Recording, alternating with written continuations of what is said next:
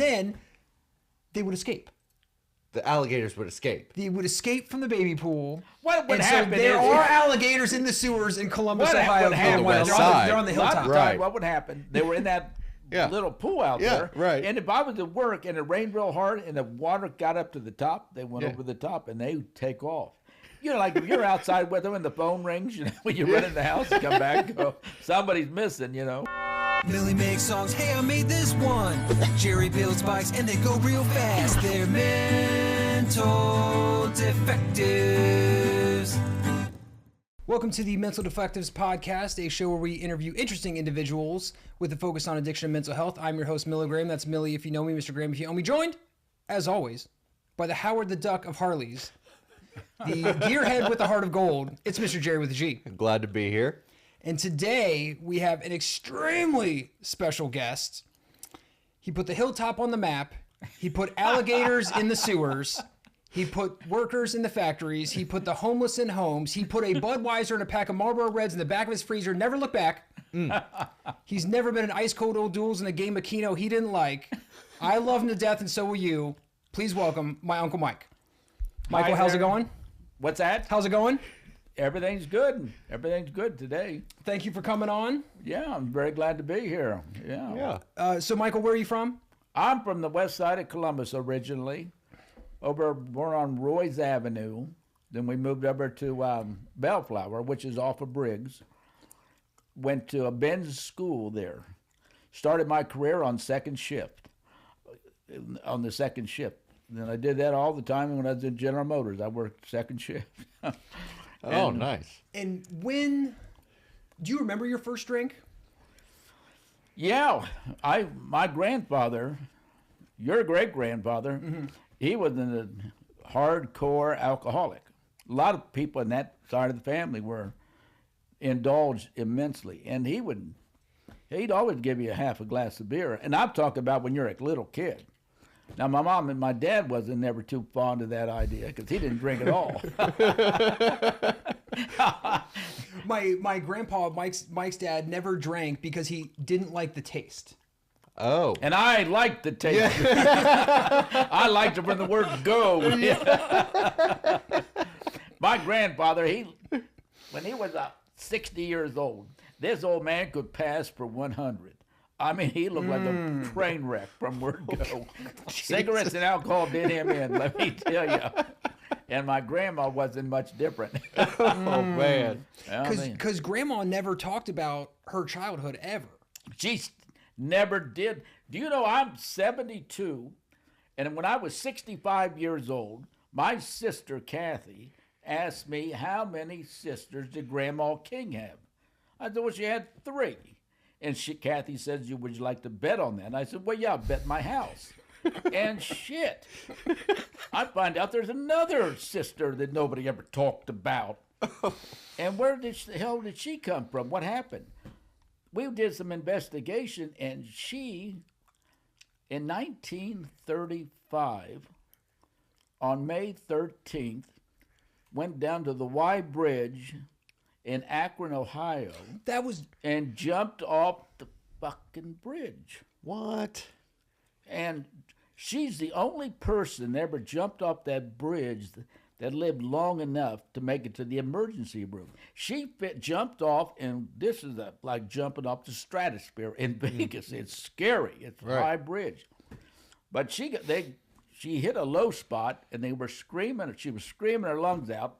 And these 2 guys rushed out and grabbed her, and she's screaming all the way to the hospital. Long story short, she got there, but the one thing she wouldn't do, she wouldn't tell the doctors why she jumped. So that's a mystery right there. Oh, yeah. But then she died 2 hours later. Wow. And she was Catholic. But on the death certificate, it said she died from her wounds. Okay? And the reason I'm stressing that is the fact that if Catholics back in those days, if you committed suicide, you were on your way to hell in the hand. Right. You couldn't make it. So that's what happened. How about They put down that she died from her wounds. So she was buried in a Catholic cemetery. Got all the hoopla that went with it. Yep. You know? But I didn't know one damn thing about her. Grandma never talked about her. Nobody in that family ever discussed much. Right. But anyhow, I drank a lot, started drinking back then, and I really did like this stuff. I mean, it was good. My grandpa used to drink Wiedemann beer or Burger beer, And then, of course, I ended up drinking Stroh's all the time. You could buy a 6-pack of Stroh's back in those days. I'm talking about when I'm 18. For 99 cents, you get a 6-pack. Oh, my God. That's Jeez. crazy. You can't buy a 6-pack of anything for 99 cents. No. And what we used to do when we were like 16, 17 years old, a guy named Gatwood, a friend of, he had a car. And we would go up, there'd be 4 of us, we'd go up to this carryout called Kay's Carryout. And we would sit in front of it. And we'd wait for somebody to go in that looked like he'll do it. Yeah. I know he will. Yep. I know he will.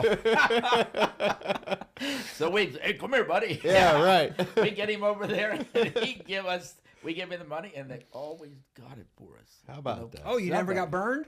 No, no. Nice. People were honest back then. Yeah. I guess. They didn't ask me to do it for them.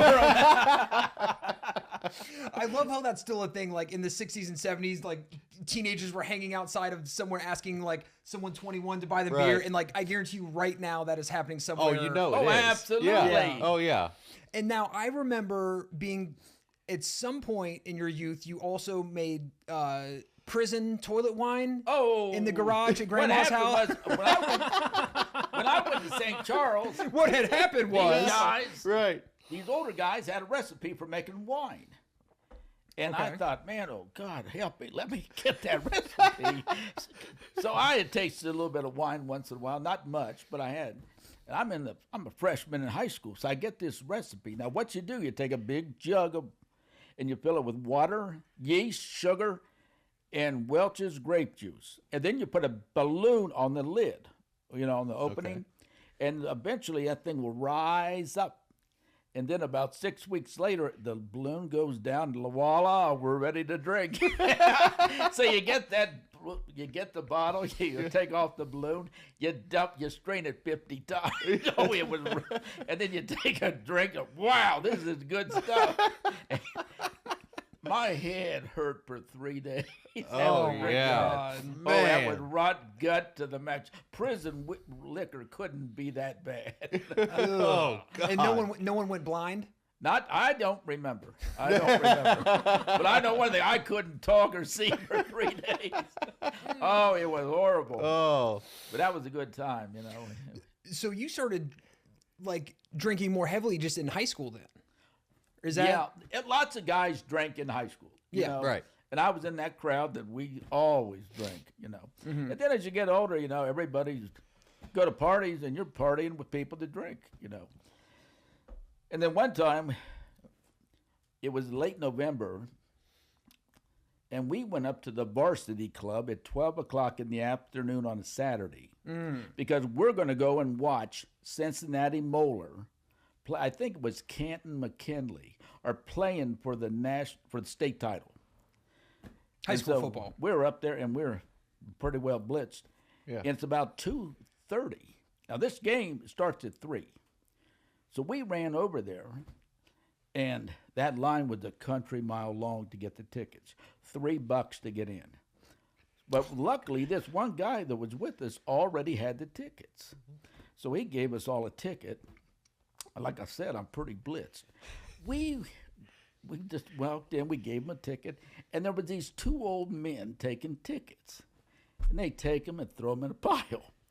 And I looked at them and I thought, I got an idea.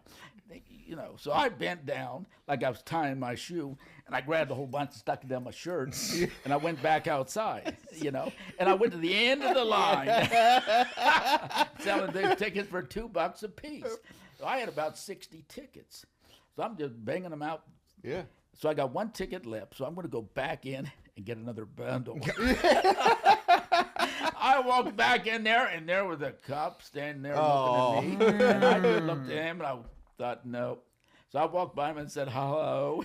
And he said, I think they knew what I did. I don't know, but I could have got fired from my job. Oh, yeah. Oh, for sure. That's a nice That's a nice little come up. Yeah, that's like Yeah. over $100. That wasn't bad money back then either. Hell no. Yeah, if you're buying a Right. 6-pack for But a it was dollar. worth losing your job. either. Yeah, right, right. Yeah, I did a lot of crazy things like that. But I got to the point where I really liked that beer. You know, I didn't drink much hard stuff ever. Drink mostly always beer, you know. But then, you know, after a while, you know, you're drunk a lot of the times and you're doing stupid things that you really shouldn't do. And the worst thing you can do is drive a car. You know, For sure. people, I don't think the kids today or anybody back then really gives it much thought if you drink like I did.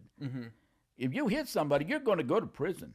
If you hurt somebody, you are, unless you got a ton of money, you are going to go up the river, and there's no way around it.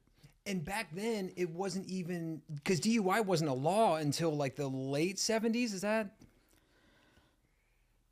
Well, people got DUIs all the time back then, but you know, I got a DUI. I'm going to say it was 1980, Okay. and I had to go downtown. I got a lawyer, and I went downtown. He told me, "Don't worry about nothing. We got it fixed." So I went down there as cocky as could be, knowing he got this thing squared away. So I go into this little room with him, and he says, "There ain't no deal." I said, "What the hell does that mean?" He said, you're going to get found guilty.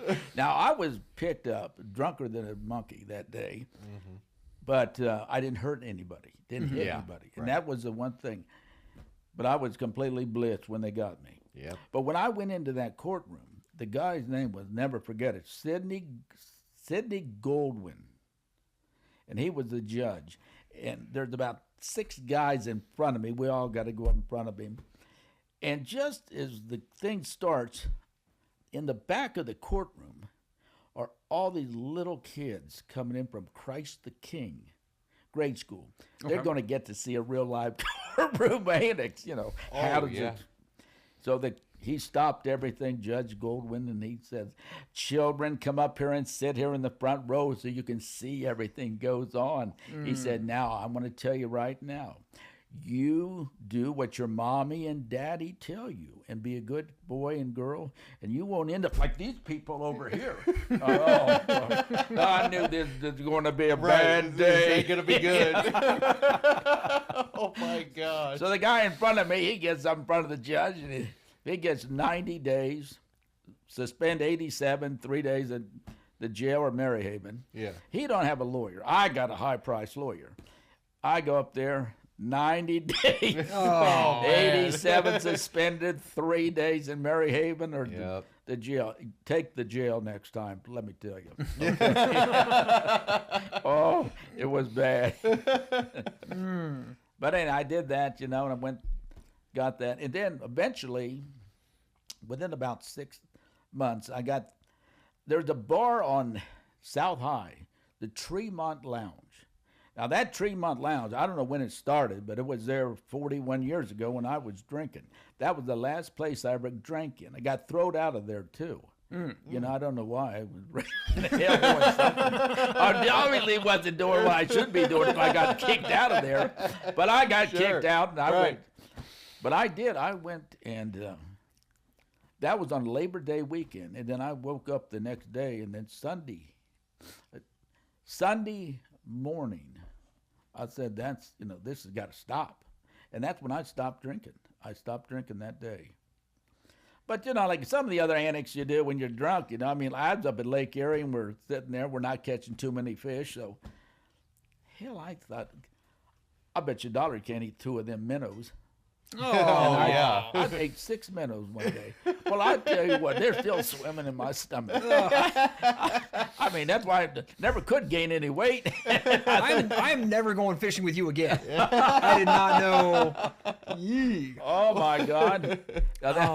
And if you don't get them down quick, you're dead. You got to swallow them. You got to get them down right now. Take it. Oh, bad. But we had I quit drinking.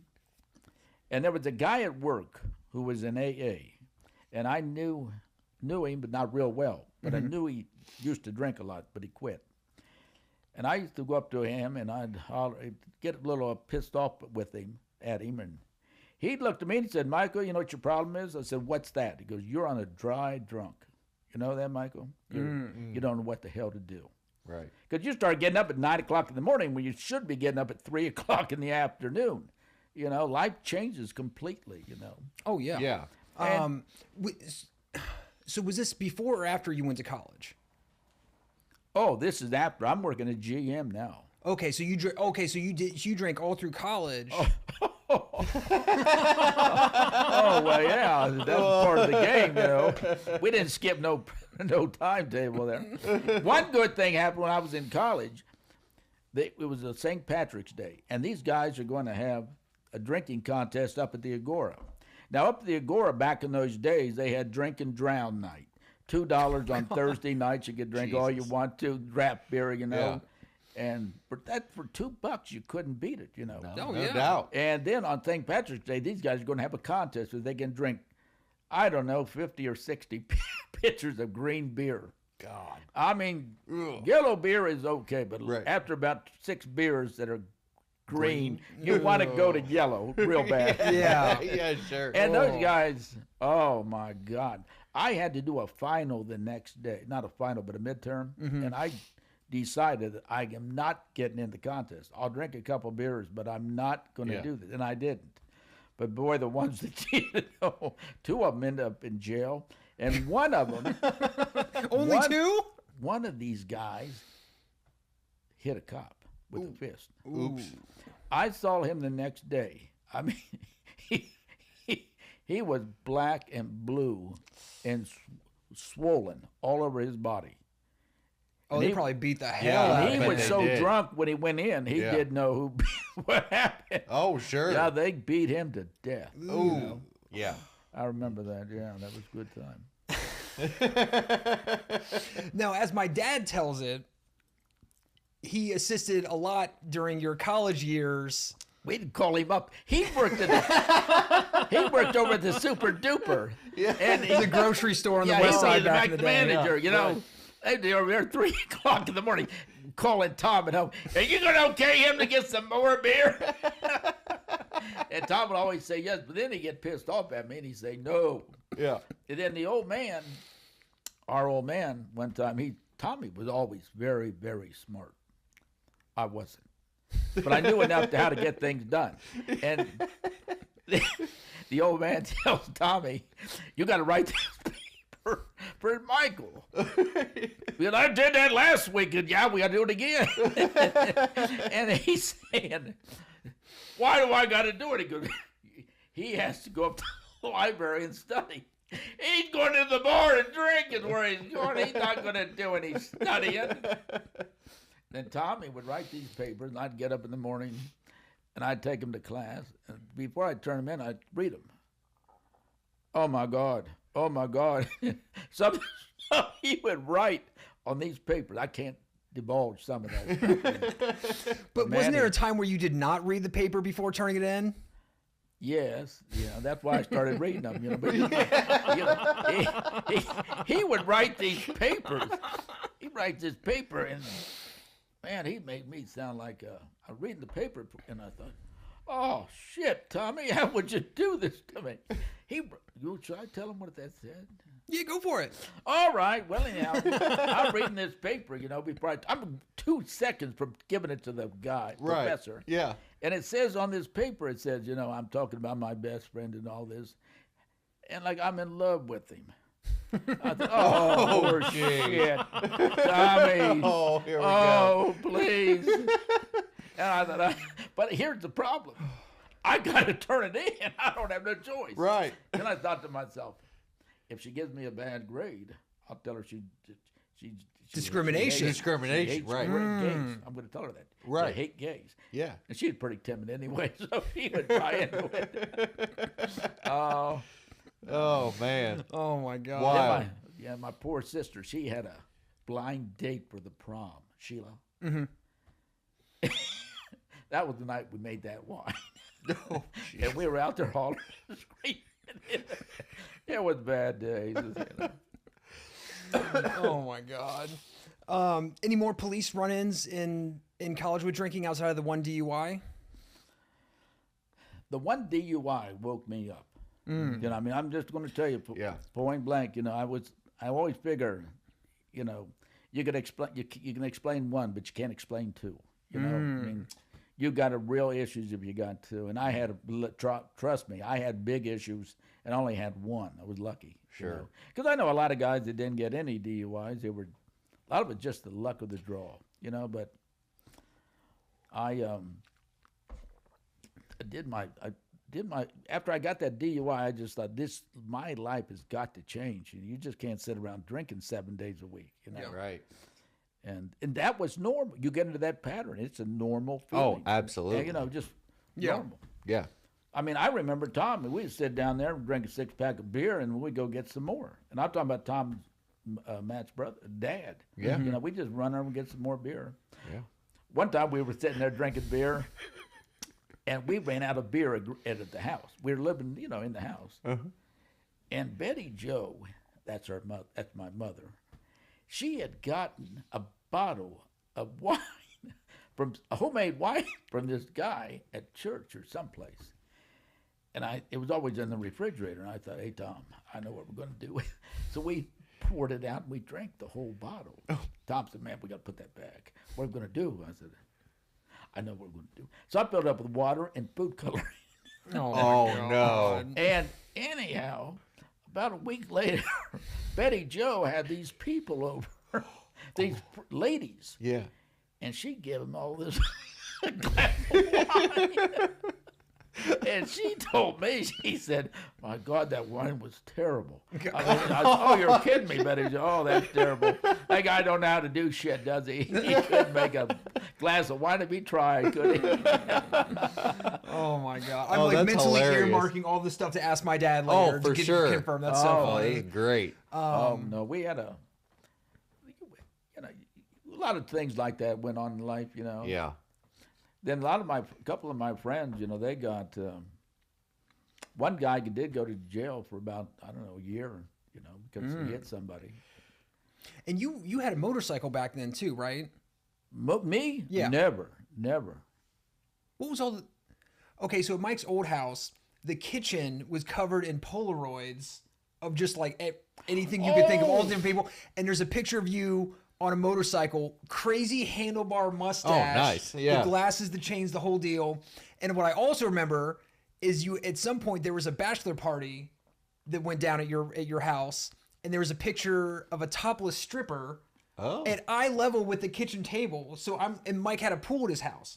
So we would go over there a lot, me and my cousins in the summertime, and go swimming and stuff. And we'd sit at that kitchen table at eye level. There's a topless stripper. Oh, so and you that's could probably see the the- first pair of boobs I ever saw. Like 6 years old. You're like, oh wow, that's really interesting. What happened there? What did happen there? Yeah. My cousin, Jackie. Yeah, okay, yeah. Jackie's going to get married. Now, Jackie's dad is dead, okay? So she wants me to go to this bachelor party for the guy she's marrying, Mark. And I said, well, yeah, okay, I'll go. And she goes, now I want to know every detail. Uh-oh. I said, oh, well, yeah, sure. You can trust me, yeah. I'll tell you the truth, don't worry. So I go there, and these are college kids, and they didn't know what they were doing. And I went in there, and I just figured we'd have some drinks, you know, and that's about it. And I was going to drink pop anyway, because I quit drinking. And honest to God, in come these 3 girls. And I mean to tell you, they couldn't take their clothes off quick enough. I mean, they were butt naked running around the joint. And I thought, oh, man, this is wonderful. Anybody else going to get married soon? And they were something else. So I was there. I was only going to stay about an hour, but I stayed about 3.5. Yeah.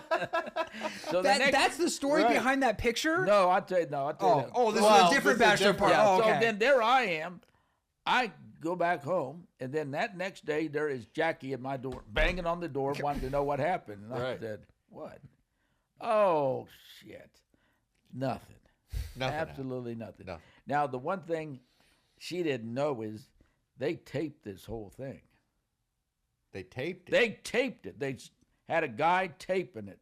Oh, And the girls weren't too happy with that. I'm talking about them strippers. They Sure. were not Oh, too yeah. happy, Oh, but yeah, sure. It was anyhow. I ended up with the tape, and I told Jackie, I said, "Honey, there's nothing there, nothing." She goes, "What? When nothing happened?" I said, "Well, they had a few drinks, but that's all I know. And I didn't stay long, Right. So that was it." And that Mark, he's calling me, "Michael, don't you ever tell her about that party, and don't you ever give her that tape." Yeah. I had that tape for 10 years, and then he broke down and wanted it back to give her. Huh. I said, are you crazy? Right. You know what this shit's going to do? This is going to be like it was yesterday, buddy. Yeah. Yeah. And right. what he did, No he statute of limitations on that. No. Yeah, no, not on none, that. zero. Right. And he let her see that tape. And then she looks at me and says, nothing happened. Well, it must have happened after I left. Oh my God. We had a good time, though. Then Yeah. what I did, I got involved in real estate.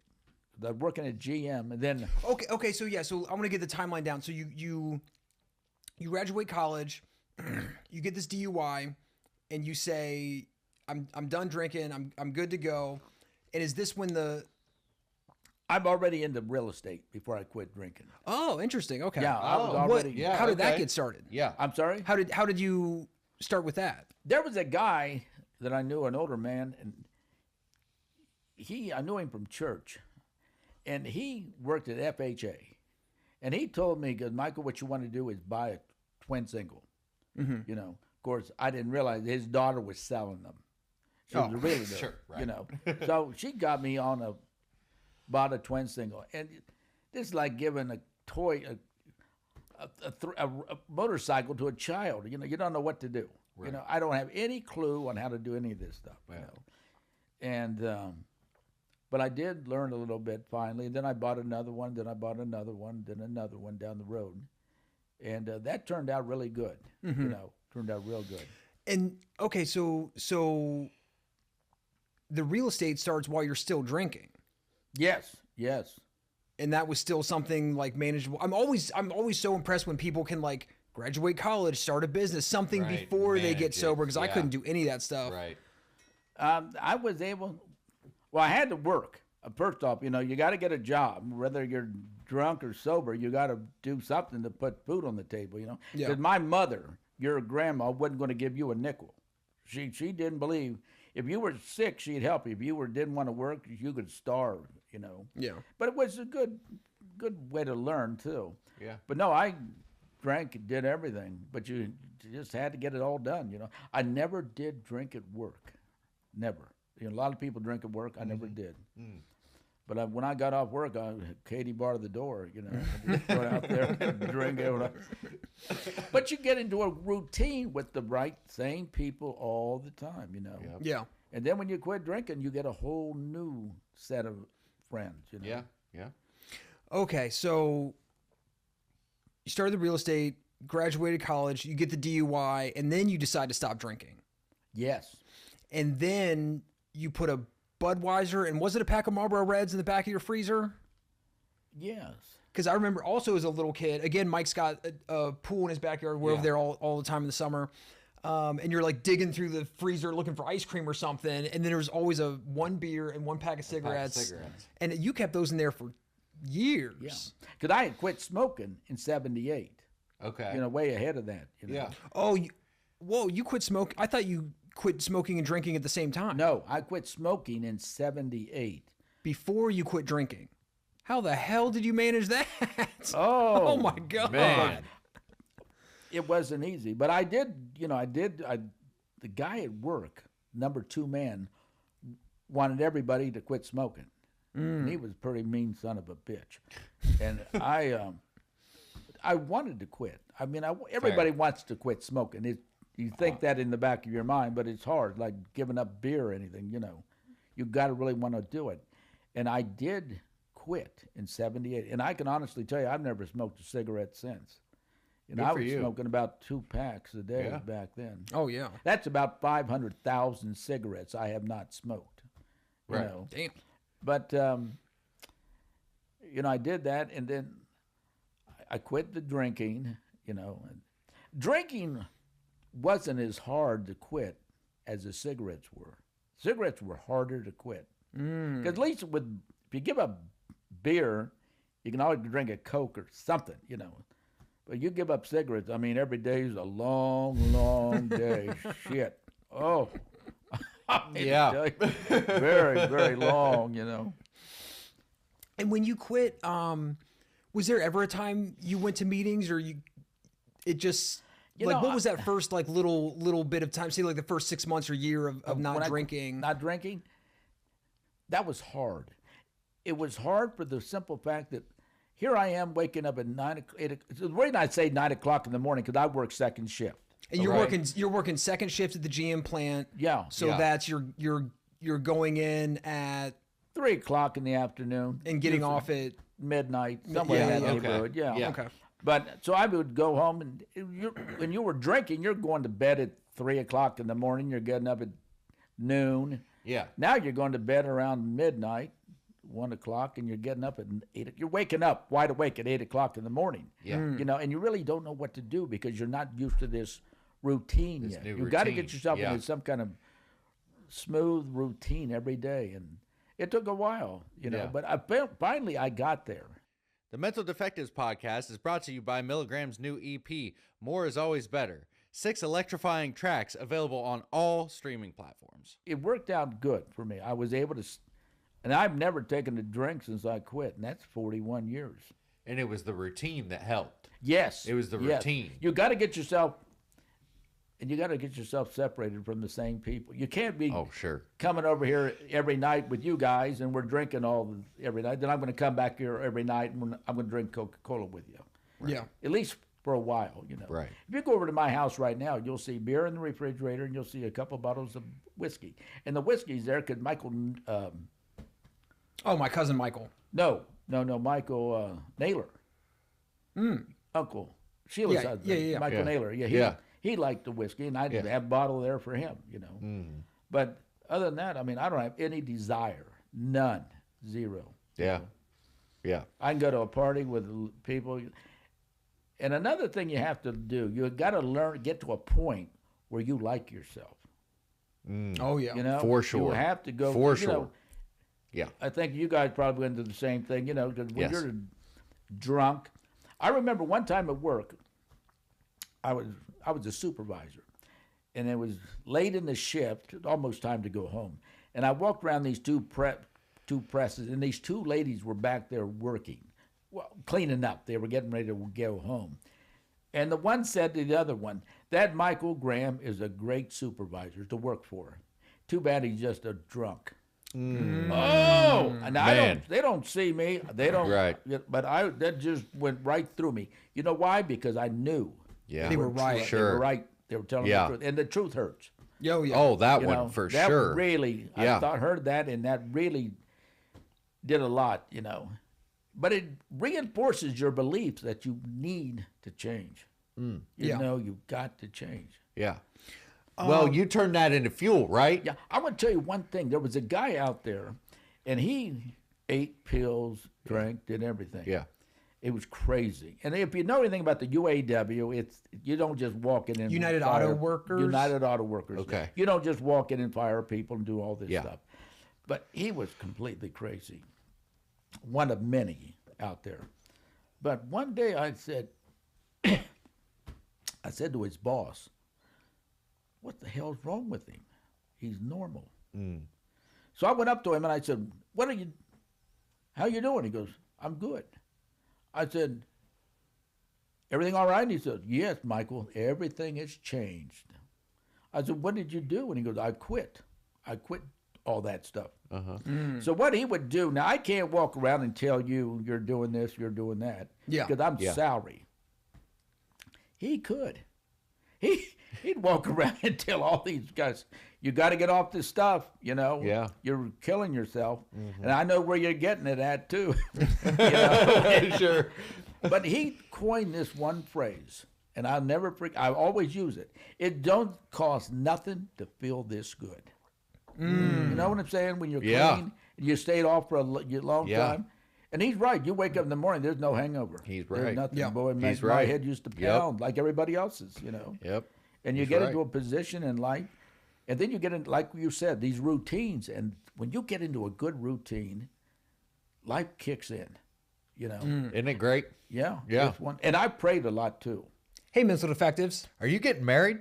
If so, we can officiate your wedding for the low, low price of $500. You have to be in Ohio.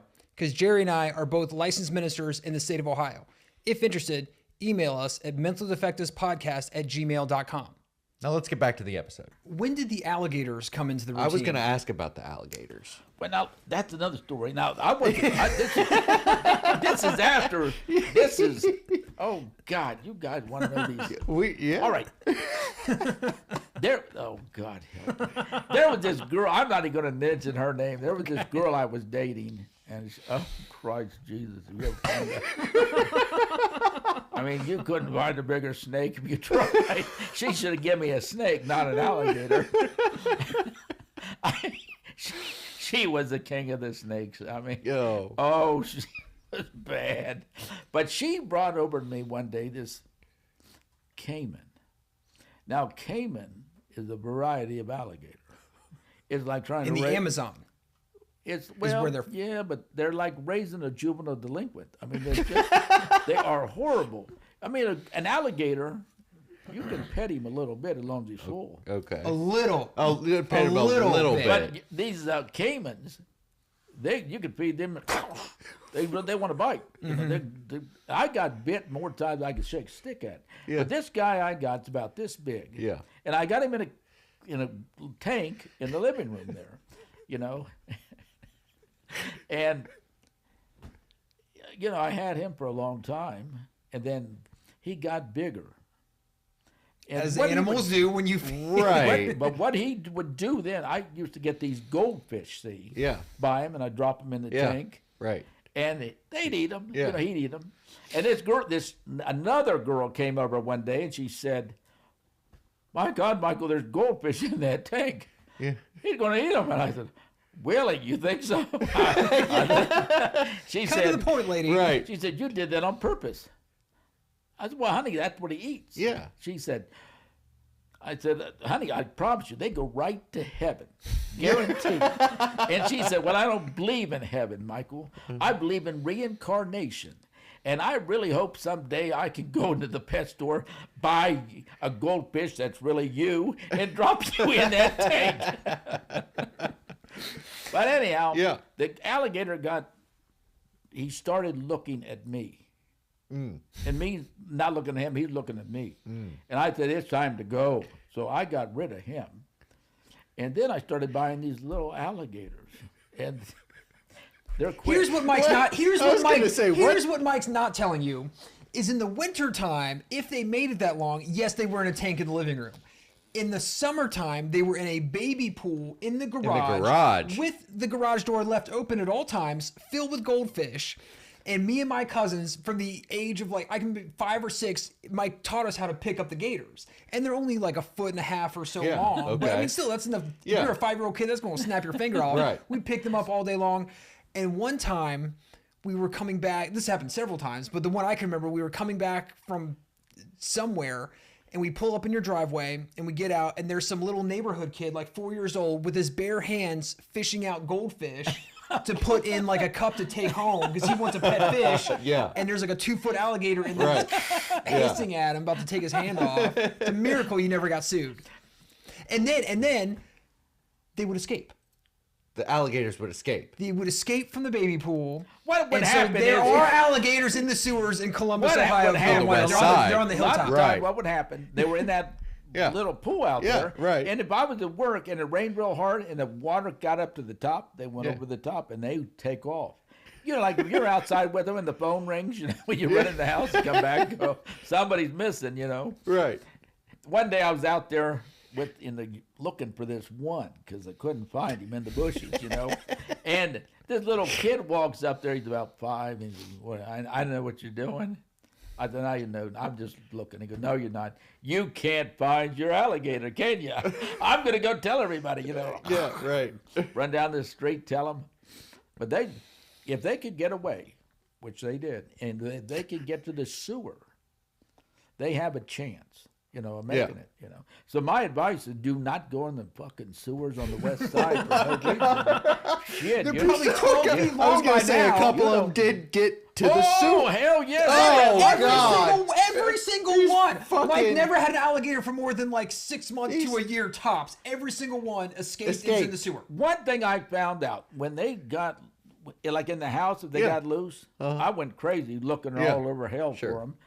And I found out that if I wait 3 days, go down the basement where the sub pump was, They'd be down there. they would be, remember the sub pump? Right Yeah, in yeah. the basement? Oh, yeah. Yeah. You take off that lid and you pray to Jesus, that they was there. there he was, This Then fucking you pick him alligator. up. Yeah. Make sure he don't bite, because Right, he's hungry, right. because they had nothing to eat for a few days. And pick him up. Oh, my God. But I found that out because they hear the water down there in the sewer, Yeah. sub pump, and they down the steps to get in there, Oh my And they God. just sit there. And he also, so he had an in-ground pool the whole time. And on the steps, you got the steps redone at some point, and there was little alligator paw prints in the steps of the pool. So Oh, at least sure. one of them got in the pool at some Yeah. point. Right. We had some strange things happen over there. I love that, dude. There's probably still alligators in the sewers. Oh, definitely. Oh, absolutely. Oh God. I love that. Okay, so you're working at GM. You got the alligators. You're working second shift, I remember. And then when did you buy all the chains? For our viewers that are our listeners, I should say, Mike has like 4 or 5 like Run DMC style gold chains. One is an alligator, as you now understand why. And I remember you would always tell me, because you've never been robbed. You've never been mugged.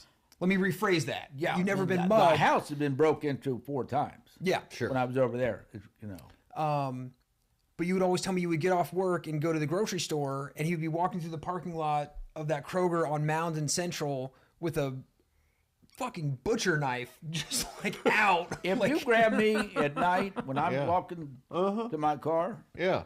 just grab me. I'm going to cut you.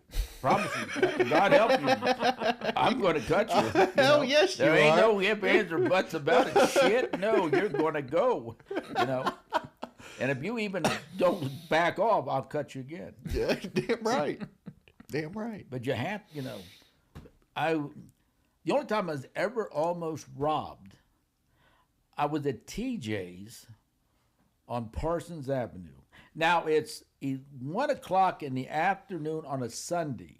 If you know anything about TJ's on Parsons Avenue, the place is jammed. Oh yeah. yeah, it's always after busy. church crowd. It's It's, like after a church Always crowd. busy. country restaurant. Yeah. So I'm going up there to pay my bill, and this hillbilly walks in, and he says, I don't know him. Yeah. He said, there's 3 guys out there going to rob you when you walk outside. Now, if you've ever been to TJ's on Parsons, they got like a little ramp you walk down. That's where my car was. I was going to go down that ramp, Yeah. and they were down there. So what I did, you can't go calling the cops and tell them, hey, these guys are going to rob me. Yeah. You Yeah. got to rob you first. Right. So I went in the back and I talked to the manager. I said, can you walk out to the car with me, get a couple guys? Yeah. So we brought these 2 guys out with us that Yeah. worked back there, and the guy brought a meat cleaver with him. Nice. And we walked down there. Of course, I put all my jewelry inside my shirt. Right. Hell yeah. Not going to give them a chance, And there were 3 kids. And I'd say kids. They were 15, 16 years old. Yeah. And they were there, And that was the only real time I was anything really ever happened. But then again, like I'm not drinking, I'm not going to bars, and things like that, and doing stupid things. Right. Probably be a very different story. Yeah. If you were drinking. Yeah. Oh, Right. bad day. Right. yeah. Bad day. Okay, so you've quit drinking. You're working at GM, supervising out there. And then how does like the real estate develop from there? So you were the first one. So Mike has 4 siblings. It's my dad and 3 sisters. And at some point, all of you guys like co-own some places together, but you were the one that really kicked all that off. Yeah. And then Tommy got involved with me on a couple couple properties. That's when I say Tommy, I'm talking about Matt's dad. Right. Yeah. Yeah. And then Betty, our sister, she's the youngest one. Yeah. She started buying real estate. Okay. Betty right now has a ton of real estate. You know, she's really loaded with money. Okay, don't tell her I said that. But she also needs $6,000 for 2 hearing aids. She told me. Oh, my Oh, God. jeez. But no, we all got involved in it. You know, in the real estate, it's like anything else. You got to sit, you got to watch it a little bit. You know, make sure things are going the way that you can't just walk away and come back once a month and get your money. It don't work like that. Sure. All these shows you watch, oh, it's easy, just collect the rent. You know. Well, let me tell you something. They don't all think like that. You know. Right. That's what all this. That's a big thing online. I see on TikTok all the time is like create passive income, like just buy an apartment building and Right. kick your feet up and I watch got the your money money. roll I got in. your money. Come and get it, please. Oh shit, no, buddy. And you've had some interesting tenants over the years, and I'll tell you one tenant I had. Her name was Mary. We'll just leave it at that. Yeah. Her name. Yeah. She was an old lady. Yeah. She looked old. She wasn't that old, but she had a son named Joey. I won't use any last name. Yeah. yeah, But it was the day after Thanksgiving, and I get this phone call, and they tell me that there's a problem down there at Mary's. So I go down there, and it's rainy and cold. Friday after Thanksgiving. And there's yellow tape all around. And I know that ain't good. Nope. Not one bit. So I go underneath the yellow tape, and I told the cops to get back. And I said, I own this place. He said, I said, get back. So I got back. Well, anyhow, what happened was, long story short, Joey was only 18 or 19 years old. That was her son. Yeah. And he was a loose cannon. And he was drinking, and he was all drunked up. And he had his girlfriend over there who he had just met about a month ago. And she got on the phone and told her, this is what I was told. She got on the phone and she called her husband up, who had just gotten out of prison. Yeah. Oh, Who had great. just gotten out of prison, okay? Yeah. He ain't no Father Damien or anything, you know. Yeah. So anyhow, she says, I love Joey and I don't love you. So she hung the phone up. Of course, you know what happens. He comes over the house, bangs on the door, grabs her and drags her outside. Joey, being stupid and drunk, grabs a knife, goes out there and slits his throat. Oh, I thought that was going to go the other way around. Yeah. No, he Oh. slit that guy's throat, Ooh. killed him. Jeez. And then poor Joey, you know, he's never been in jail before. He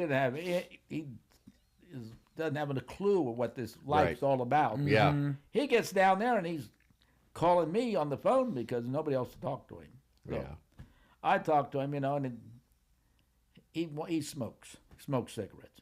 And this guy walked up to him, he told me, and the guy said, you want a cigarette? And he goes, oh, yeah. And he goes, 10 desserts. Damn. 10 Oh desserts. man. So on the 10th day, Joey said, I give him the 10 desserts. And then I said, where's my cigarette? He gave it to me. And he said, do you want a match? I said, yeah. And he goes, 10 more desserts. Oh, They knew they had a supper on the man. line, you know, so poor Joey. Yeah. But Joey was lucky. He only did 15 years, you know. I mean, no priors. That's Yeah. That's not Yeah. that bad. Well, I mean, like I said, he didn't kill anybody but a slug. You know? I mean, nobody got too excited. They all figured, how'd the guy live that long anyway? You know? And what Mike learned from that is now, anytime the cops call him about something that happens at a rental property, he said, "Tell me you killed him outside." Right. Now, I'm sitting in the house. It's Sunday afternoon. The world's good. It's about 5 o'clock. And I get a phone call. Michael, there's a problem over there at Racine. You better get over there. So I go over there, and there's cops all over. And there's yellow tape. And I said, what's wrong? Yeah, the lady cut the guy's throat. I said, another one? Another one? What do you mean another one? It happened a few years ago. Yeah. Same thing. So anyhow, I go up there, you know, here's what happened. This old lady rented from me, and this was her boyfriend. And they were very nice people. I didn't have a problem with them. Her nephew came over, and he brought his girlfriend with him. And she was a very large girl. And they had on the table a cake. And there was one piece left. And she went upstairs to get something, and the old man ate the piece of cake. Well, she went all crazy. So what she did, she went outside and told the old man, come out here, I want to show you something. She cut his throat out there. Over a piece of cake? Over a piece of cake. So what do you know what she did? She ran home and hid in the bathroom. It took him 40 minutes to find her. Oh. 40 minutes. Yeah. She's in jail. That's it. Man. All over a piece of cake. Damn. Must have been some good cake. Yeah, it was very good. I don't want to know that about cake. I want to try that keep cake. it. I'll buy 2 pieces. Oh, no doubt. But, shit like that happens. But the one good thing, this is terrible to say, they both got their throats slit outside, not inside. I mean, there's kind of a mess that is to clean up. Oh, it's a hell of a mess. I'm sure it is. I've never had to. I kept praying God. for rain, Got good rain. One rain, it'll fix this up. Because then you got to turn around and rent it out again. Right. Like, oh, here we have a lovely duplex. Like, oh, don't mind. Why is the grass red? Oh, Don't mind the blood stains. It's a seasonal Canadian grass we have installed. Now, just another one. Yeah. I was on my way up to the fireworks on July 4th because I was going up to Upper Arlington. It was the July 5th because on July 4th is when they have their fireworks. But what had happened, I was up there on July 4th, and at 9:30 it started pouring rain. So they canceled them. So I went up with some people on July 5th. Yeah. So I'm halfway up there, and this girl calls me up, and she says, Michael, you better get down here over to the Four family, Tommy owns. Mm-hmm. And she said that I think Butch is dead. That's a renter. I said, you think Butch is dead or Butch is dead? Which is it? Dead or not dead? It's got to be one or the other. Right. Ain't no and nothing in between there, honey. Right. Kind of dead, kind of alive. Yeah, right. What is he? Yeah. So I go over there. You could smell him from the street. It was 100 degrees outside. It was July, and it was a mess. Oh. He lived alone, and that's the only way I could kind of ID him. Because you can't, when they're laying there in that, he'd been in that heat for about 3 days. Ugh. And you swell up. Yeah. And just Ooh. maggots everywhere, Yeah. And I'm telling you, all I know is that he lived there by himself. And I said, I think that's him. Because you can't, Right. Yeah. no guarantee, Right. But he was only about 40 years old, and he had a heart attack and died. Damn. Yeah, he was a nice guy. How many properties do you still have? Right now, I got 2 twin singles and half of the Four family. Okay. I had some more, but right now, the prices they want to give you, are astronomical. Sure. I just can't believe it, Yeah. So I did sell one a few months ago, and I couldn't believe what the prices were, We like those prices. Yeah. Yeah. The only thing you got to be, you got to pay tax on that money, though. Yep. But that's okay. I didn't mind paying no tax. Get the money. Absolutely. Oh yeah. And then something else you do is, are you still involved with the monks? Yeah.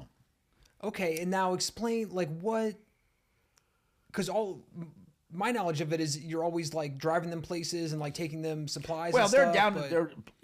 They live down there by Steubenville. They're about 20 miles outside of Steubenville, and they are very aesthetic. They don't leave the monastery very seldom, maybe 2 or 3 times a year, unless they're sick to go to a doctor's appointment. And they had one monk that lived down there that was what they call he lives in reclusion. He doesn't come out of the cell. He stays in. And they have a little ground around him, too, around him. little yard that he sees. But there was 4 of them down there, and that's very austere people. You know, they don't eat any meat. The only meat they ever eat is when they go out on what they call a pastagina. I think it's pastagina. They're allowed to have meat if they want it. You know, take them out, and they're allowed to do that. I think 3 or 4 times a year. So what I do, and usually in July, me and a friend of mine, John, would go down there, and they have a car, you know, that they use for getting groceries and things, and we would go over to a park or someplace, and we'd buy food, and we go around and see things, whatever we do like that. But they're very, very holy men. You know? How did you get Interesting. How did you get like involved or started with that? You know, when I was about 12 or 13, the Columbus Dispatch, which is a lot different newspaper than it is today, they had articles in there about all kinds of things, and they had them in that paper. And they thought it was a very strange-looking group because they wear a white outfit. Yeah. And they're out in no man's land. They own up. And I just wanted to go there one time, and I did, and that was back in '91. And I've been going back there ever since. You know, That's cool. I always buy him Christmas presents in December and in July. They call it Christmas in July too. You know, because a lot of people monks don't get paid. They don't, any money. It belongs to the community. Right. You know, but they're very nice, very decent people. In all the years I went down there, now they changed a little bit. When I say change, they might get a couple new members came in from another one or one, but nobody ever died. And then all of a sudden, like when they had that thing for Michael Naylor, that memorial. One of the monks had died, and I couldn't go to that funeral because I was going to Michael Naylor's. And then right after that, another one died, and another one. So 3 of them died. Wow. Yeah. And they were, the 2 of them that died were in their 80s. They were pretty bad shape when they went. But Father Basil, he just had a heart attack and died. He was only 70-some years old. Damn. He was in good Wow. shape. But anyhow, they got about 4 of them down there now. And it's a very, very tough life. It's a very monotonous life because you're doing the same routine. You talk about getting into a groove. That's a hell of a routine. Don't change. That's dedication. Monday right there. looks like Tuesday and Wednesday and Friday. And well, you don't even have to have days of the week. You don't got to name them. Just get up and do the same thing over and over. Groundhog Day. Yeah, that's dedication. Well, So what advice would you have for someone looking to get sober? First off, you got to want to do it. Don't get this idea. Well, I'm just going to try it a little bit. You really got to want to do it. And you can't nag somebody to go. You can't tell them to do it. I've got a friend right now that I'm helping out. The poor guy can't walk hardly. Okay, he's my age. He used to work out there at the plant for me, and I knew him. He drinks more now than I ever drank in my heyday. Sure. I mean, he drinks 6-7 bottles of beer every day and a pint of whiskey. Damn. Yeah, that's a lot. And the reason I know this because I take him to the store so he can, get. He wants to go to Kroger's, and when he says he wants to go to Kroger's, it's not to buy anything to eat; it's to get liquor because the Kroger's in Hilliard got a liquor store right in there. So he goes right in there and buys. He'll get a 12-pack of beer. And he'll get get 2 bottles of whiskey, 2 pints. Yeah. And he drinks. And I told him, you can't walk very well, Mike. Why don't you try, to lay off this stuff, Because he got drunk, he fell down and broke his arm, had to go to the nursing home for about 3 months. And I told him, when he was in there the first month, he was sober. And I told him, I said, Michael, reinvent yourself. Because everybody knows you're a drunk. Do something about it. Change, but you got to want to change. I can't do anything to make you change. Yeah. And I'm not going to sit here and harp on you all day long that you got to quit and do this.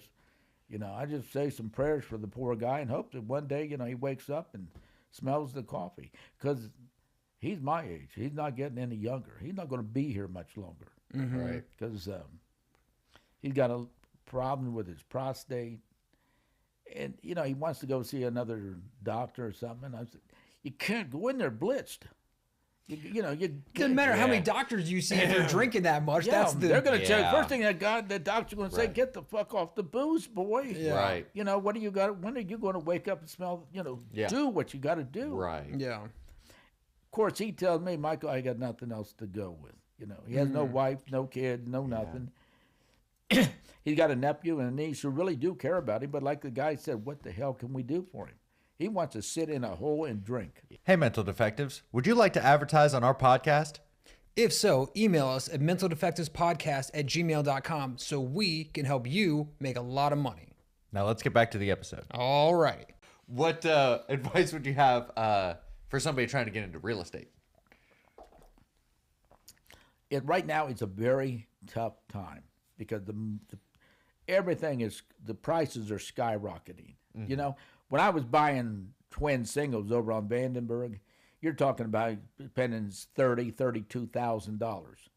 Now, at that time, the interest rates were 12 and 13%, okay? Obviously, they're not there, not even near there now. And for a long time, they were in the bucket, which is really good for buying anything. But the prices right now are so just astronomical to buy. I sold, these groups come in and buy your property. This outfit from California bought my property, the one that I just got done selling. Right. But it is really a tough gig right now, Sure. because with the interest rates, which are a lot higher than what they've been, but with the prices you got to pay, I mean, it's going to be a tough ride. It's going to be real tough. It seems like the barrier to entry is so high with the prices. I mean, Yeah. I can't think of any kind of property you could buy for 30 or 35 grand now. Like, Oh, Oh, no. oh yeah, Not even And close. then another thing, I mean, if you could get involved like in storage lockers, but then you look around, they're everywhere. They are. Yeah. They're There's a ton everywhere. of them. There's a ton. But then you go down, if you could get yourself like a parking lot, there's another thing you could make some money on. Right. But you got to get in the right spot, or you can sit there with an empty lot for the rest of your life too. oh yeah. But go ahead. Oh no, go ahead. No, I just say you just got to look around for an opportunity. Right now, if I was telling some kid, I would tell him, do not buy any real estate right now. They're just too high. And if this bubble bursts, you're gonna be sitting there with the mortgage up here, and the price is right here. Right. Yeah. You almost got to wait for things to fall down. Yeah. And a lot of people go in there, and like you said, they read those articles, they hear that buy the property, you make this much money, and Yep. renters can't just stand in line to pay you every month, Because I know even like being little, like anywhere over on the west side, we would go with my grocery store, mall, Taco. Yeah. Didn't matter where we were, someone would stop him, and they either worked for him at the plant, rented from him at some point. Like, it was crazy. Well, when you own the rental property, you meet a lot of people. Oh, sure. And then they all got friends coming over, and everybody knows you. And I always pass out cards to everybody. Oh, sure. And they used to have an alligator on them. Yeah, Yeah, they did. Hell yeah. I still do. Oh, hell yeah. Hell yeah. All right, Mike. Well, thank you so much for coming on. Well, thanks for having me over. Yeah, I appreciate that's it. great. Real quick before we get out of here, you were on record saying that the Florentine restaurant has the worst red sauce you've ever tried in your life. What did you mean by that? The Florentine. Oh, you're talking about the stuff you buy in a jar. Yeah. Oh, it's not. Doesn't taste like. It's not. That's all the nearly- time we have for today. It's Mental Defectives, Milligram, Jerry with the G, Uncle Mike. We'll see you next time.